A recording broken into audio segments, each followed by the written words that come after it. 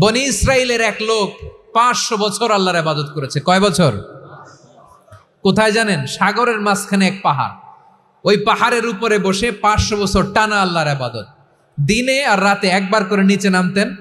সেখানে আল্লাহ তাআলা পাথরের ভেতর থেকে তার জন্য মিঠা পানির ব্যবস্থা করে দিয়েছেন, আর একটা ডালিম গাছের ব্যবস্থা করে দিয়েছেন। সকালে নামলে একটা টসটসে ডালিম, রাতে নামলে টসটসে ডালিম।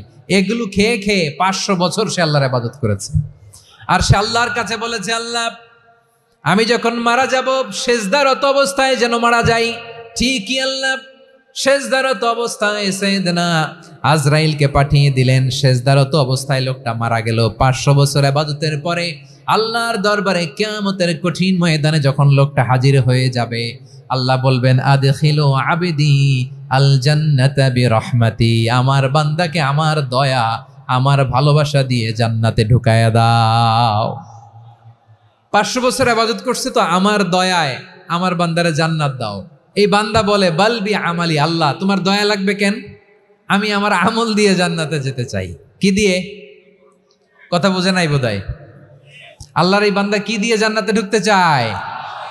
আমল দিয়ে। আল্লাহ বলছে, আমার দয়ায় আমার বান্দারে জান্নাতে নিয়ে যাও। ফেরেশতারা এ বলে, আল্লাহ তোমার দয়া লাগবে কেন? সেজদা তো কম দেই নাই, জিকির করতে করতে 500 বছর শেষ করে দিলাম, আবার তোমার দয়া লাগবে? আমি তো আবার আমলেই জান্নাতে যেতে পারি। আল্লাহ বলবেন, তাই ঠিক আছে, আমি চাইলাম দয়া দিয়ে জান্নাত দিব, তুমি চাইলে আমল দিয়ে ঢুকবা, ঠিক আছে, তোমার আমল আর আমার যে দয়া দুইটার একটু মাপ দেই। তোমার 500 বছরের ইবাদত এক পাল্লায় রাখো। আর আল্লাহ বললেন, আমি যে দয়া করে এই দুনিয়ার নাজ নেয়ামত বিউটি সৌন্দর্য দেখার জন্য তোমার 2টা চোখ দিয়েছিলাম, 2টা নয়, একটা চোখ আরেক পাল্লায় রাখো। রাখা হবে, দেখা যাবে ওই 500 বছরের ইবাদত হালকা হয়েছে, আর মুহূর্তের মধ্যে আল্লাহর দেয়া একটা চোখের নেয়ামত ভারী হয়ে গিয়েছে।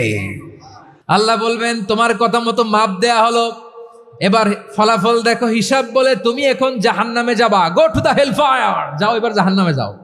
মাপ চোখে যখন আসছো আমার সাথে হিসাব ক্যালকুলেশন, যাও তুমি এবার জাহান্নামে যাবা।